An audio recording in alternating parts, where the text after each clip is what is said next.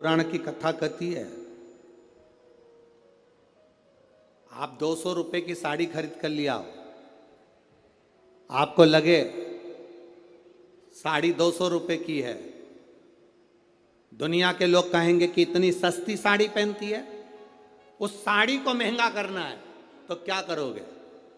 उस साड़ी को महंगा करने का सबसे सुंदर तरीका, 200 रुपए की साड़ी को भी शंकर भगवान को एक बार स्पर्श करा देना, उसको छूने से उसकी कीमत बढ़ जाती है, केवल स्पर्श मात्र से।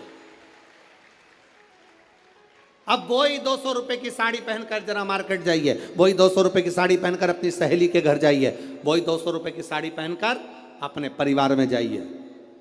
आपके परिवार वाले उस 200 रुपए की साड़ी को देखकर भी कहेंगे तेरे पर ये साड़ी अच्छी लग रही है, थोड़ा महंगी होगी ऐसा लग रहा है। मतलब भगवान को जो छू जाता है उसकी कीमत मेरा महादेव अपने आप बढ़ा देता है। केवल परमात्मा को छुआ, स्पर्श किया, उसकी कीमत बढ़ गई,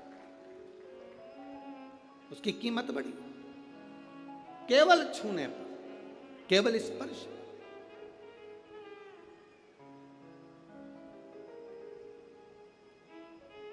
अरे भाई, शिव महापुराण की कथा कहती है, जैसे किसी के यहां कोई मर जाता है तो पूरे परिवार में सूतक लग जाती है। बोलो री जी जी सही है कि गलत है? अरे बोलो तो जम के। लगती है ना? परिवार में कोई मर गया, पूरे परिवार को सूतक लग जाती है। जैसे मरने की सूतक पूरे परिवार में लगती है, उसी तरह परिवार का एक व्यक्ति भी अगर शंकर की कथा सुनता है तो पूरे परिवार को पुण्य लग जाता है। पूरे परिवार, एक व्यक्ति भी अगर कथा श्रवण कर रहा है, परिवार का एक कोई मरता है तो पूरे परिवार में सूतक लगती है। उसी तरह हम कोई अच्छा काम करते हैं, शिव जी को एक लोटा जल चढ़ाते हैं, कथा श्रवण करते हैं, भूखे को भोजन, प्यासे को पानी पिलाते हैं, तो उसका जो पुण्य का जो फल है वो किसी एक को नहीं, घर का एक व्यक्ति करता है और पूरे खानदान को उसका पुण्य फल प्राप्त हो जाता है। पूरे खानदान,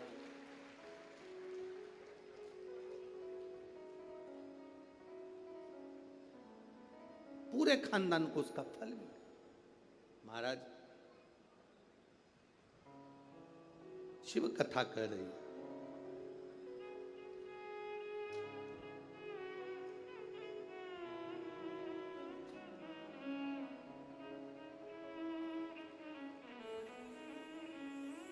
आप जितने भाव से भगवान को रिझाओगे, मेरा देवाधिदेव महादेव उतने भाव से आपके करीब में आता है। आपके करीब जितने स्नेह से आप रिझाने का प्रयास करोगे, जितने स्नेह से आप उसको पुकारने का प्रयास करोगे, उतने स्नेह से वो आपके करीब में आता है।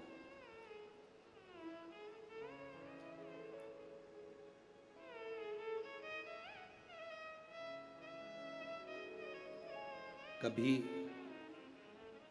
कथा के पंडाल में अगर बैठकर कथा सुन रहे हो, या टीवी के सामने सुन रहे हो, मोबाइल पर कथा सुन रहे हो, इस नागपुर की धरा से पवित्र शिव महापुराण की कथा, 5 दिवसीय शिव और पार्वती शिव महापुराण की कथा सुन रहे हो, उसके नियम को धारण कर कर कि मैं कथा पंडाल में बैठकर कथा सुनूं, कथा पूरी होने के बाद भूमि को प्रणाम कर कर, नमन कर कर, अपने हृदय से उसको नमन कर कर जाऊं, अपने हृदय की बात उससे कह कर जाऊं, तो कंकर शंकर सुनता जरूर है और कुबेरेश्वर महादेव झोली भरता जरूर है। आप दिल से कहें उसको, ओ मेरे भोले तेरा सहारा है, मेरे भोले तेरा सहारा है, मेरी नैया का तू किनारा है, मेरी नैया का तू किनारा है। ये तेरी कृपा से मिला, ये तेरी उदारता से मिला, ये तेरी करुणा से मिला। कहो जमदग्नि जी ने देखा ये करती क्या, कच्चे घड़े में पानी कैसे ठहर सकता है, कच्चे घड़े में पानी कैसे ठहर सकता है।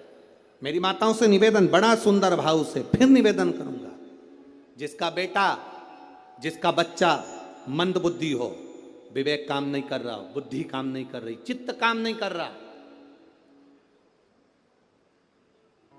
बहुत चिड़चिड़ा, बहुत उचिष्ट, विवेक काम नहीं कर रहा, बुद्धि काम नहीं कर रही, हां यहां तक शिव महापुराण की कथा कहती है, एक बीमारी होती है जिसमें नसें शरीर की काम करना बंद कर देती है, और वो उस बीमारी का इलाज पूरे बाहर विदेश में भी नहीं है, जिसमें धीरे धीरे धीरे धीरे नाड़ियां, नसें बंद होती चली जाती है, पाँव हाथ काम करना बंद कर देता है, फिर वाणी कम हो जाती है, नयन दिखना बंद हो जाता है, शरीर बेकार। उसके लिए भी कोई मंद बुद्धि है, उसके लिए भी शिव महापुराण की कथा कहती है, हफ्ते 2 हफ्ते में कभी सोमवार के दिन भले मट्टी का बर्तन तुम्हारे घर में नहीं हो, घर में कोरा सा दिया भी हो, कोरा दिया, दिया कोरा मतलब उसमें दीप ना लगा हो, मट्टी का नया दिया, उसमें अगर आपने थोड़ा पानी भरकर रख भी दिया और उसमें गलते गलते वो पानी ज़्यादा नहीं भी बचा, 2 बूंद भी बचा है, और वो 2 बूंद भी अशोक सुंदरी वाली जगह पर चढ़ा है, और वही पानी जिसकी विवेक, जिसकी बुद्धि, जो मंद बुद्धि कहा जाता है, उसको अगर बेलपत्री के साथ में वो जल की 2 बूंद भी उसको दी जाए तो वो विवेकवान बनता चले जाता, उसकी बुद्धि काम करना प्रारंभ करती। कितना भी मंद बुद्धि हो, पड़ा रहता हो, पड़ा है, मुंह से राल बह रही है, वो बोल नहीं पा रहा, शरीर विग्रह बेकार बिल्कुल, उसके लिए भी ये कार्य करता। शिव पर चढ़ा हुआ मट्टी के पात्र का जल सुख प्रदान करता है। हमारे यहां नवरात्र